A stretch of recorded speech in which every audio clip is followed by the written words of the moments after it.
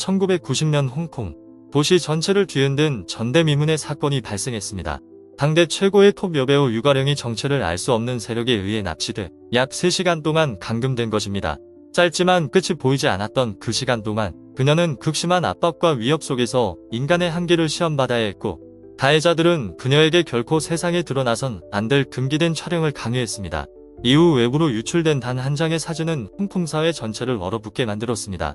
언론은 걷잡을 수 없이 폭주했고, 경찰은 비상체제에 돌입했으며 도시는 공포와 분노로 들끓었습니다. 그러나 당시 아무도 알지 못했습니다.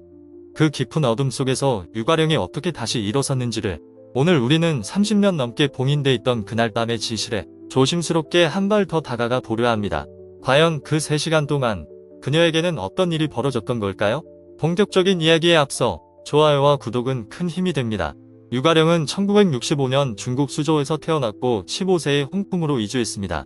홍콩 TV 방송국인 TVB의 연예인 훈련반 졸업 이후 1983년 TVB 드라마 사조영웅전, 북두쌍움과 신주염려에서 단역으로 출연했고 1984년 TVB의 드라마 녹정기에서 주연으로 데뷔했습니다.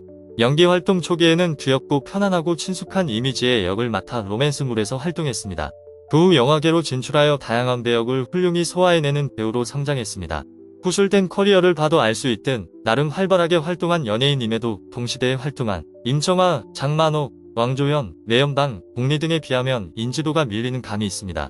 홍콩 영화 붐이 사그라든 21세기에 들어서는 배우보단 양조위의 아내로 더 유명세를 탔기 때문에 배우로서도 저평가를 받는 편입니다. 하지만 본질인 연기력은 뛰어난 배우이기에 홍콩 영화 팬 사이에서는 나름 인상이 있는 배우입니다. 유가령의 뛰어난 연기력은 아비정전, 동사서독, 자소 등에서 확인할 수 있습니다. 한편 주성치의 영화 007 북경특급이나 동성서취에서 코믹 연기 또한 능숙하게 해내는 모습을 볼 수 있습니다. 또한 황가여장에서는 고려움과 고난이도의 화려한 액션 연기를 선보이기도 하는 등 캐릭터 소화 능력이 남편보다 더 뛰어나기도 하습니다. 어찌 보면 시기가 맞지 않은 비운의 배우입니다. 2000년대 이후 젊은 세대에게는 무간도 시리즈 중 2편인 무간도, 아이아이 혼돈의 시대나 적인 걸 1에서 3으로 어느 정도 알려졌습니다. 무간도 아이아이 혼돈의 시대에서는 트릴로지의 간판 악당 한침의 아내로 등장했는데 법무술수에 능하면서도 남편 한침에게는 매우 헌신적이었습니다. 남편 몰래 경찰 간부 황지성 국장과 비밀 협상을 하여 한침이 충성을 다 바쳤던 삼합회의 보스 예곤을 죽음으로 몰고 갔습니다. 하지만 그로 인해 결국 피바람을 불러오는 원흉이 되었습니다. 적인 걸 1에서 3에서는 여왕제 측천무로 출연했는데 평범한 여인이었으나 음모로 가득한 궁궐에서 살면서 점차 권력의 화신으로 변해 딸처럼 가까이 하던 측근조차 이용하고 누구도 믿지 못하게 된 캐릭터를 잘 살렸습니다. 배우자인 양조위와는 1989년부터 무려 19년 동안 연애하다가 결혼했습니다. 이 관계가 오래 지속된 이유는 그 유가령에게 끔찍한 사건이 일어났기 때문입니다. 1990년 4월 어느 밤 증지위와 묘교위는 마작을 하러 초대받은 사람들 중 한 명이었습니다. 그들은 묘교위의 집에서 마작을 하기로 약속했습니다. 유가령은 혼자서 차를 몰고 그곳에 도착해 친구들과 함께 마작을 하려 했습니다. 그러나 도착했을 때 어떤 사람이 유가령에게 인사를 건넸고 그녀는 그들을 자신의 팬으로 착각했습니다. 여배우가 차를 세우고 인사를 하려던 순간 갑자기 건장한 남성 몇 명이 옆에서 튀어나왔습니다. 이들은 유가령을 제압하고 차에서 끌어내린 뒤 자신들의 트럭에 태워 현장을 떠났습니다. 유가령이 사라진 후 친구들은 그녀와 장시간 연락이 닿지 않자 크게 걱정했고 증지위는 직접 경찰에 신고했습니다. 이들 중에는 장하구도 있었고 그는 유가령의 남자친구였던 양조위에게 연락했습니다. 유가령을 찾는 과정에서 많은 사람들이 즉시 움직였으며 3시간 동안 수색했지만 그녀를 찾지 못했습니다. 오랜 시간 계속된 불안한 수색 끝에 단서가 없자 몇몇 사람들은 점점 포기하기 시작했습니다. 하지만 이후 유가령이 돌아왔고 옷차림은 흐트러져 있었으며 그녀는 모두의 걱정 어린 질문 앞에서 불안해하고 놀란 듯한 모습을 보였습니다. 유가령은 머뭇거리다가 결국 자신이 강도를 당했다고만 말했습니다. 그녀는 그 시간 동안 무슨 일이 있었는지 어떤 내용도 밝히길 거부했습니다. 진해문이 이 사실을 알게 되었을 때 그는 사회계 거물들과 친분이 있었기에 그들에게 조사를 부탁해 유가령 사건의 실체를 알게 되었습니다. 4명의 깡패는 곧바로 발견되어 체포되었습니다. 그들은 유가령의 사진 전부를 제출하라는 요구를 받았습니다. 당시 사진은 이미 처리되었는데 그렇다면 의외도 유가령의 노출 사진이 인터넷에 등장한 것일까요? 사건이 알려진 후 큰 화제를 불러일으켰지만 대부분 사람들은 이것이 단순 강도 사건이라고 생각했습니다. 그러나 뜻밖에도 10년이 지난 2002년 10월 홍콩 잡지 동주가 한 호를 발행했습니다. 한 여성 스타의 누드 사진이 표지에 실리며 큰 충격을 주었습니다.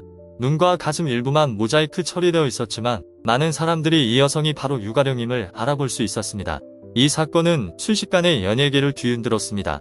처음에는 단순 강도 사건으로 여겨졌지만 유가령의 민감한 사진들이 이토록 많이 유출될 줄은 아무도 예상하지 못했습니다. 모든 것이 커져가는 가운데 사건의 진실이 마침내 드러났습니다. 유가령을 납치한 조직폭력배는 이미 체포되어 모든 사진이 압수되었고 그는 감옥에 수감되었습니다. 그러나 출소한 뒤 돈이 없던 그는 자신이 몰래 보관해둔 유가령의 사진으로 돈을 벌 생각을 했습니다. 그는 그 사진들을 어느 잡지에 팔았고 그 잡지는 관심을 끌기 위해 유가령의 사진을 그대로 게재했습니다. 많은 네티즌들은 유가령이 겪은 일이 단순 강도 사건이 아니라는 의심을 품기 시작했습니다. 결국 진해문이 나서서 유가령은 강제로 누드 촬영을 당하고 금품을 빼앗겼을 뿐 신체적 접촉은 없었다고 설명했습니다. 진해문의 중재를 통해 사건은 마무리되었습니다. 모두가 사건이 끝났다고 생각할 때 더욱 충격적인 영상이 인터넷에 올라왔습니다. 8072의 영상이 퍼지기 시작했는데 그 안에는 속옷 차림에 팔다리가 묶인 여성이 등장했습니다. 게다가 한 남성이 여성을 폭행하는 장면이 포함되어 있었고 여성은 필사적으로 저항했습니다. 영상 속 여성은 유가령과 매우 닮아 있어 많은 사람들이 그녀라고 의심했습니다. 당시에는 지금처럼 AI로 얼굴을 바꾸는 기술이 없었고 영상 편집 또한 거의 불가능한 시대였습니다. 이는 많은 사람들이 영상 속 인물이 유가령이라고 믿는 이유가 되었습니다. 시간이 지나면서 이 문제에 대한 관심은 조금씩 사그라들었습니다. 결국 유가령은 양조위와의 결혼을 앞둔 밤 사건의 진실을 고백했습니다. 과연 그 조직폭력배는 정말 우연히 유가령을 만나 단순히 누드 사진만 찍을 생각이었을까요? 2008년 유가령은 마침내 내면의 공포를 극복하고 용기 있게 진실을 밝혔습니다. 사실 그 조직폭력배는 우연히 그녀를 만난 것이 아니었습니다. 흑사회의 지원을 받던 한 재벌이 유가령에게 노출 영화 출연을 요구했으나 그녀가 이를 거절하자 납치와 모욕을 지시했던 것입니다. 여러 해가 지난 후 유가령은 자신을 납치했던 4명을 용서했다고 밝혔습니다. 그녀는 그들이 자신을 모욕한 것이 아니라 단지 명령을 수행했을 뿐이라고 말했습니다. 유가령의 고백을 통해 많은 사람들이 사건의 배경과 전말을 알게 되었고 그녀의 사진을 실은 비윤리적 언론을 강력히 비난하기 시작했습니다.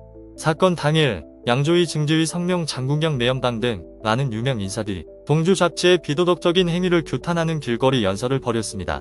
결국 해당 잡지의 편집장은 징역 5개월형을 선고받았고 잡지사는 폐간되었습니다. 심한 충격을 받은 유가령은 양조위와 결별하려 했으나 양조위는 12년간 유가령의 곁을 묵묵히 지켰습니다. 양조위는 이 사건 관련 질문을 받고 그녀에 대한 사랑은 절대 변하지 않는다라고 말하며 두 사람의 관계가 변함없음을 알렸습니다. 결국 2008년 4월 결혼하면서 사랑의 결실을 맺었습니다. 결혼식은 친분이 있던 부탄 국왕의 초대를 받아 부탄에서 소수의 사람만 초대한 가운데 올렸습니다. 2018년 유가령은 인터뷰에서 납치 사건의 범인들을 모두 용서했다고 합니다. 이 일화가 서프라이즈를 통해 방영되면서 한국에서 양조위에 대한 평가 중 순정파적인 이미지가 서프라이즈 방영 이전보다 더 크게 부각되었습니다. 양조위가 얼마나 유가령에게 일편단심이었냐면 1990년대에 국내 영화 잡지 인터뷰에서 결혼에 대해 묻자 결혼을 한다면 반드시 유가령과 할 것이다 라고 못 박을 정도였습니다. 2008년 결혼 이후로 불화설, 유가령 바람설, 부부 갈등설 등이 언론에서 계속 터져나왔지만 어디까지나 찌라시에 불과했습니다. 2014년엔 양조위가 유가령의 연극에 참석하면서 양조위의 가족들까지 대동해 이런 불화설을 일축시키기도 했습니다. 결혼한 지 거의 20년이 지났지만 유가령과 양조위는 아직 첫 아이를 맞이하지 못했습니다. 매체에 따르면 이러한 결과는 유가령이 과거에 겪은 납치 사건으로 인해 깊은 상처가 남아 이후 출산에 대해 두려움과 망설임을 느끼게 되었기 때문일 수 있다고 합니다. 유가령은 심각한 암흑 공포증을 앓고 있어 두 사람은 늘 각자 방에서 자는 습관을 유지해왔습니다. 게다가 바쁜 일정 탓에 임신은 그들의 계획에 포함되지 않았습니다. 두 사람이 뒤늦게 임신을 준비했을 때는 이미 너무 늦었고 유가령은 가장 적절한 임신 시기를 놓친 상태였습니다. 이후 두 사람은 최선을 다해 임신을 시도했고 유가령은 배아 이식 등 의학적 도움도 받았지만 기적은 일어나지 않았습니다. 양조위는 그녀를 탓하지 않았고 그저 묵묵히 이해하며 아내를 응원했습니다.